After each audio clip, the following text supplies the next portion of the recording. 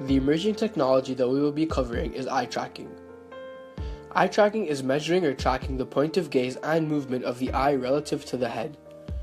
An eye tracking device would measure the position of your eyes to determine what you're looking at in applications like visual systems, psychology, marketing, and product design. A familiar application is tracking the human eye for human-to-computer interaction. In the past, eye movement was studied mainly when reading still text or viewing images. The French ophthalmologist Louis Jouvel studied physiological optics in the 1800s. At this time, eye movement was studied by direct observations. Jouvel observed that when reading, the eyes of a human move along the page with this series of short stops or fixations rather than a smooth sweeping motion. This led him to wonder how the eyes chose to stop in terms of time and location. Edmund Huey built the first eye tracking device using contact lenses that had a hole for the pupil. An aluminum pointer connected to the lens would move in response to movement in the human eye.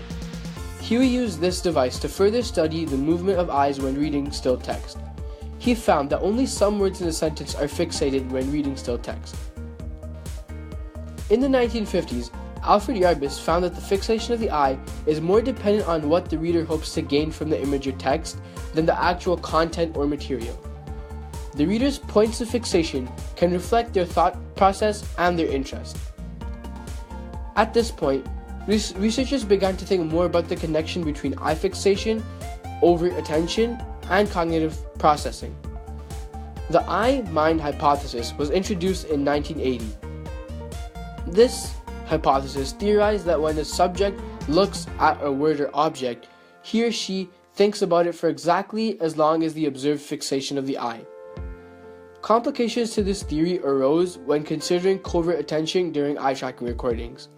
This idea of covert attention could mean that the reader's attention was not directly dependent on what they were looking at. This idea could make eye tracking recordings insignificant to cognitive processing. Soon, many companies started to use eye tracking data for marketing and psychological research.